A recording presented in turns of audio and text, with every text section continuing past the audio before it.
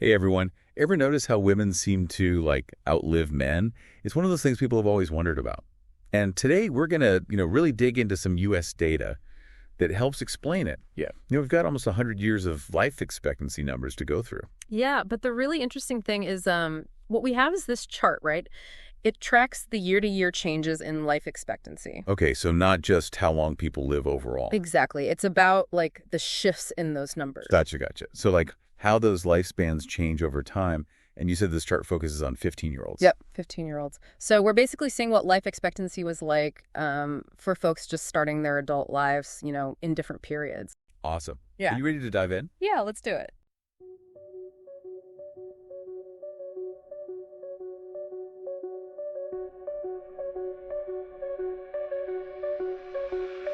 Data on the screen, numbers come alive. Male, female flows where the patterns thrive.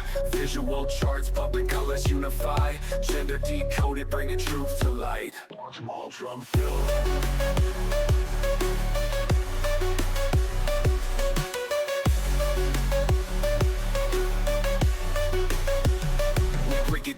We break it down, real talk. Trends unveiling, facts from every block. Here's your insight, watch the data glide. Gender decoded, let the beats collide.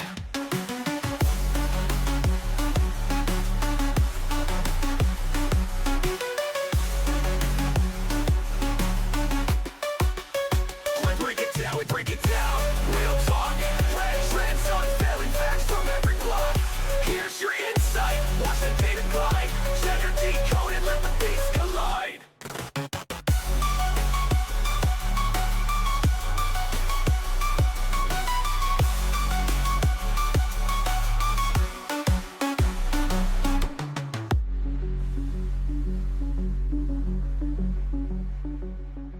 You know how we're all kind of curious about life expectancy? Yeah. It's like we all want to know how long we've got, Mm-hmm.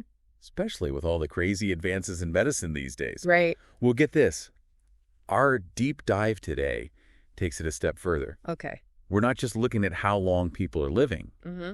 but at the difference in life expectancy between men and women. Interesting. And let me tell you, this chart is like a treasure map of mortality with some seriously surprising twists and turns. Really? It really is fascinating to see how the gap between men's and women's lifespans has changed over the years, Yeah. especially in the U.S. between 1934 and 2022. Wow. It's like taking a yearly snapshot of who's pulling ahead in this longevity race. Okay, cool. Exactly.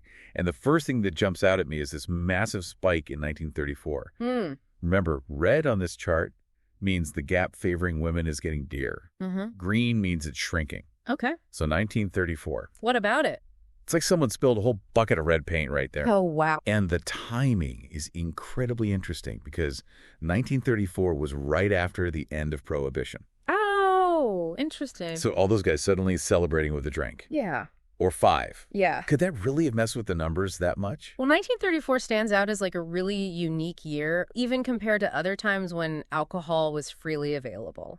Both men and women saw their life expectancy increase, but the gains for men were much smaller. Really? In fact, 1934 had one of the largest negative differentials in life expectancy changes between the sexes over the next 90 years. Wow. Maybe the sheer suddenness of the shift after Prohibition had something to do with it. Yeah. Or perhaps the types of alcohol consumed back then were just way more harmful.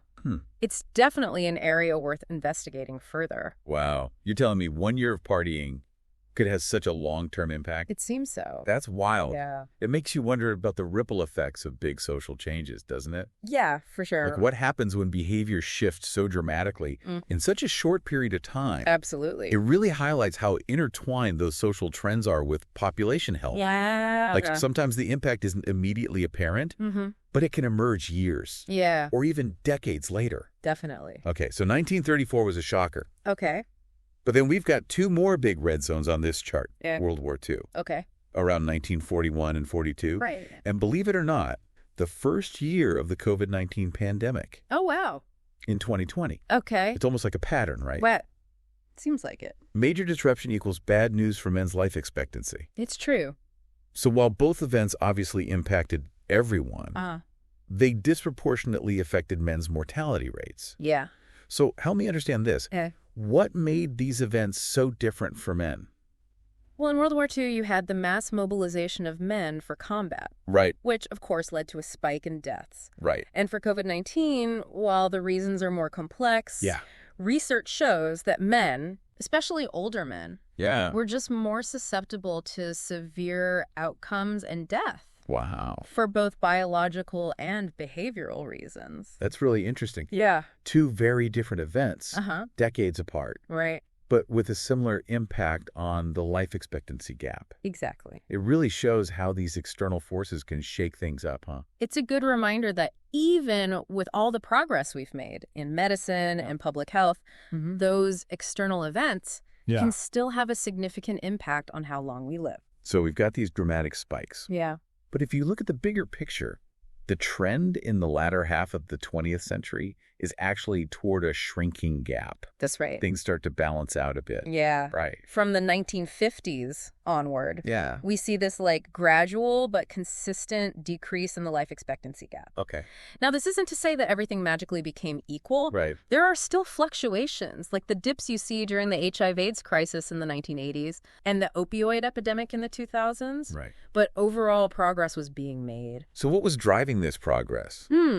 Was it just that men were suddenly making healthier choices? It's more nuanced than that. Okay. This era saw major advancements in healthcare, Yeah. workplace safety, Okay. and disease prevention. And while these improvements helped both men and women live longer, Yeah. the impact wasn't always equal right away. That makes sense. So we've got this fascinating pattern of spikes and dips. Yeah. It's like a heartbeat on the chart. But what's actually behind all of this? What are the real factors driving these changes in the gap between men's and women's life expectancy? Well, the research breaks it down into 4 main categories. Okay. Behavioral factors, Okay. societal and economic influences, medical advances and preventative medicine, Right. and global events. Okay. And each of these categories can be linked back to specific points on that chart we were just looking at. Okay, so let's start unpacking these one by one. Okay. What about those behavioral factors? Yeah. Did men just have more bad habits than women? Well, historically, men did have higher rates of risky behaviors, Right. like smoking and drinking. Okay. Think back to that 1934 spike we talked about. Yeah. It wasn't just a coincidence that it happened right after Prohibition ended. Okay, so all those celebratory drinks probably didn't help. Probably not. But smoking and drinking weren't exactly unique to the 1930s, were they? Right. I mean, people have been indulging in those vices for centuries. That's true, but the mid-20th century saw a dramatic increase in smoking rates, particularly among men. Okay.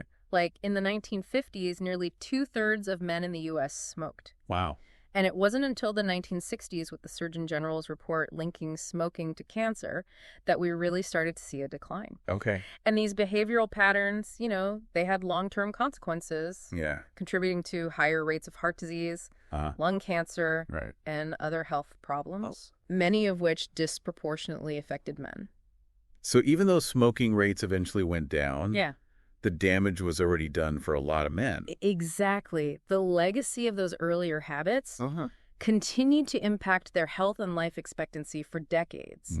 It's a reminder that even when behaviors change, Yeah. the effects can linger for a generation or more. That's a sobering thought. Yeah. It's not just about making healthy choices today, but understanding the long-term consequences of choices made years ago. Right. But smoking and drinking aren't the only behavioral factors at play here, are they? Right. What about things like diet and exercise? Those definitely play a role. Yeah. And we've seen positive shifts in those areas as well. Okay. But there's another interesting behavioral factor that's tied to the workplace. For much of the 20th century, men were much more likely to hold jobs that exposed them to greater risks. Oh. We're talking about occupations like construction, Okay. mining, manufacturing jobs with higher rates of fatal accidents, and long-term health issues. Ah, yes. Yeah. The classic image of the hard hat wearing, tough as nails worker. Right. But it sounds like that toughness came at a cost. Absolutely. In fact, in the 1950s, over 90% of workers in high-risk industries like mining and construction were men. Wow. And these jobs often involved exposure to hazardous materials, Right. physically demanding tasks, Yeah. and a much higher likelihood of on-the-job injuries. So even if men weren't necessarily engaging in more risky behaviors in their personal lives, their work environments often put them at greater risk. It's like a hidden danger lurking in the background. Yeah. Slowly chipping away at their health over time. Yeah. It makes you wonder if those workplace risks were even fully understood back then, Right. or if they were just considered an unavoidable part of the job. That's a great point. Yeah. Awareness of occupational hazards has certainly increased over time, leading to better safety regulations and protective measures. Right. But for those earlier generations, Yeah. the risks were often overlooked or downplayed. Okay, so we've covered behavioral factors, Yeah. smoking, drinking, dangerous jobs. Right. What about that second category? Yeah. Societal and economic influences. Okay. How do those fit into the picture? Well, remember those two big red spikes on the chart, World War II and COVID-19? Right. Those are prime examples of how societal and economic forces can dramatically impact life expectancy. Right, but what's the connection? Okay. How do those events tie back to societal and economic factors? Let's start with World War II. Okay. When you have a major war that requires mass mobilization of, young men for combat, Right. you're going to see a significant and immediate impact on male mortality rates. Mm-hmm. Not only are they facing the dangers of the battlefield, Right. they're being removed from the civilian workforce. Yeah. And they're also exposed to the long-term physical and psychological consequences of war. So it's not just the immediate casualties of war, Right. but the ripple effects that continue long after the fighting is ended. Exactly. And beyond war. Yeah. Access to health care and public health resources plays a huge role. Definitely. Throughout the 20th century, there were significant disparities in access to health care, Yeah. often along socioeconomic lines. Right. And guess who was more likely to be on the losing end of those disparities? I'm guessing men. Men, Mm-hmm. especially those in lower income brackets. You got it. Yeah. And this lack of access to quality health care contributed to a range of health problems Right. that disproportionately affected men, Yeah. further widening that life expectancy gap. Okay. But it wasn't all dim and gloom. Yeah. The latter half of the 20th century also saw major advancements in public health and health care. Uh-huh. And these improvements often had a disproportionate impact on women's health. Interesting. So how did these improvements benefit women more than men?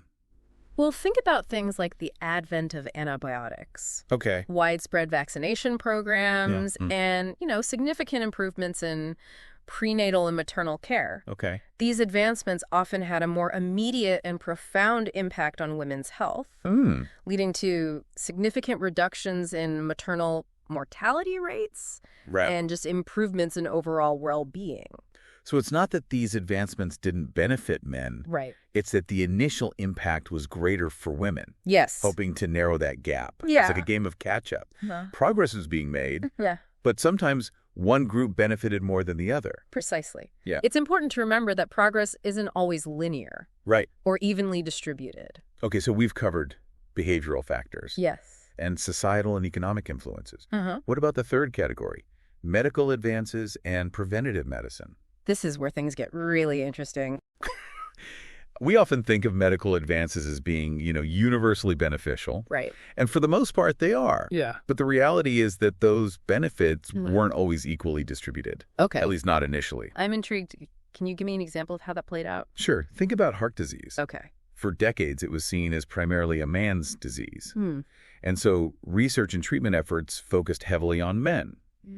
And as a result, men saw significant gains in life expectancy related to heart health. Right. However, this also meant that women's heart health was often overlooked, Oh. leading to a delay in diagnosis and treatment for many women.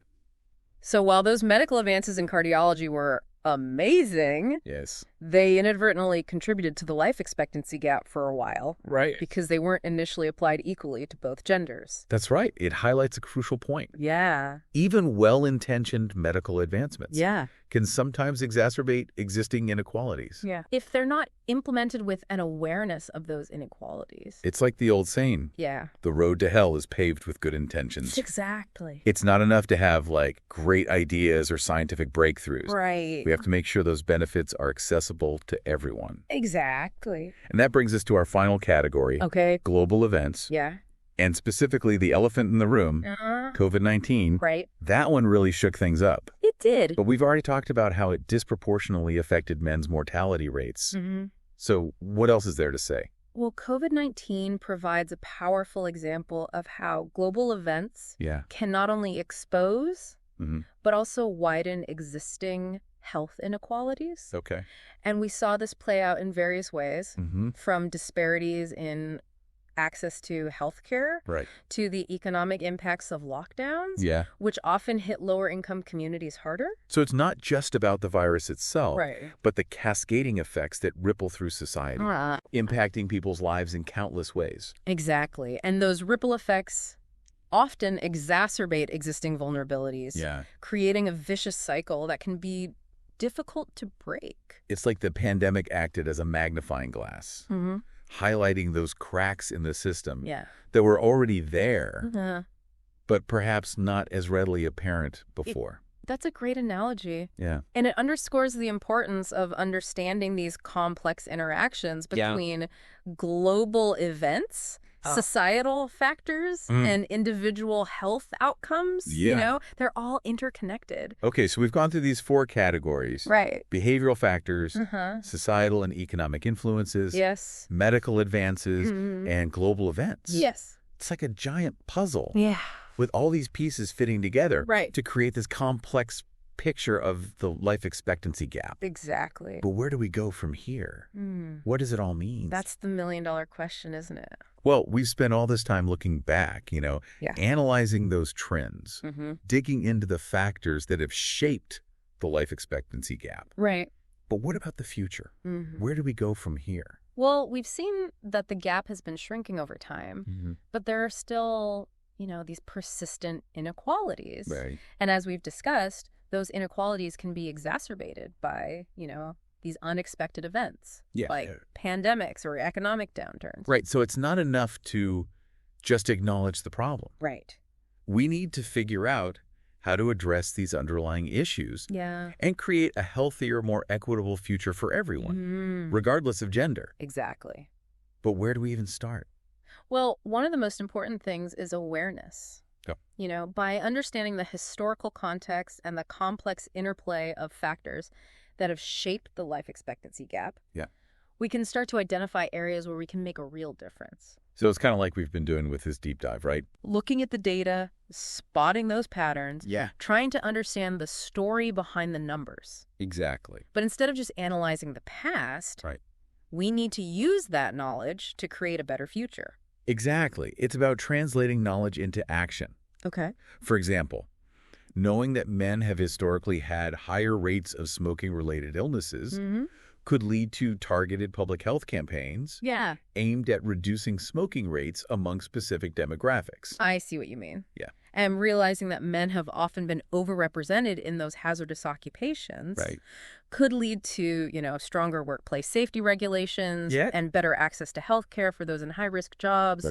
And understanding the impact of socioeconomic factors on health outcomes could lead to policies that address those inequalities, like improving access to quality health care and education for all. Absolutely. It's like we've been assembling this giant puzzle, and now we can finally see the bigger picture. But the real challenge is figuring out how to reassemble those pieces in a way that creates a more equitable and sustainable future. And that's where things get really exciting. Okay, how so? Because it's not just about policymakers or researchers. Everyone has a role to play in creating a healthier future. You're saying it's not just a top-down approach. Right. It's about individuals taking action in their own lives and communities. Absolutely. What could that look like? It could be as simple as, encouraging your loved ones to make healthy choices, volunteering at a local health clinic, or advocating for policies that promote health equity. Right.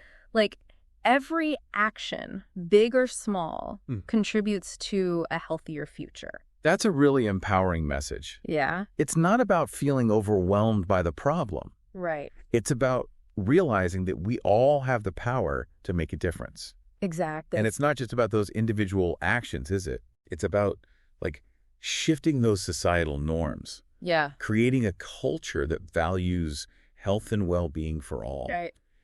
We need to challenge those traditional notions of masculinity Mm-hmm. that often discourage men from seeking help Right. or engaging in preventative health care. Exactly. It's like breaking down those old stereotypes Yeah. and creating a space where everyone feels comfortable talking about their health Mm-hmm. and seeking support when they need it. Right. It's about normalizing those conversations. Yeah. Recognizing that taking care of your health isn't a weakness. Right. It's a sign of strength. Exactly. And it's about recognizing that investing in health is an investment in our collective future. Absolutely. Healthier individuals contribute to a healthier society, Yeah. which leads to, a stronger economy Uh-huh. and a more vibrant community. So it's not just about adding years to life. Right. It's about adding life to years. Making sure those years are filled with, vitality, purpose, and well-being. Well said. Yeah. And remember, this isn't a finish line we're trying to cross. Mhm. It's a journey we're all on together. Yeah. There's always more to learn, more to explore, and more to do. Mhm. The key is to, keep asking questions. Yeah. Keep challenging assumptions Huh. and keep striving for a healthier, more equitable future for all. I love that. Yeah, It's not about finding all the answers. right. It's about embracing that journey, Mm-hmm. recognizing that we're all in this together. Mm-hmm. This deep dive has been incredibly insightful, thought-provoking, and, dare I say, Yeah. even a little bit inspiring. I agree. It's been a pleasure exploring this fascinating topic with you. And to all of you listening, thank you for joining us on this journey. All right. We hope you've gained some valuable insights and perhaps even a little bit of motivation Right. to make a difference in your own lives and communities. Yeah. Remember, knowledge is power, but only if we use it wisely. Absolutely. So let's take what we've learned Mm-hmm. and go out there and create a healthier future for everyone. Well said. Until next time. Yeah. Keep exploring, keep learning, Mm. and keep striving for a healthier, more equitable world. We'll see you next time for another deep dive.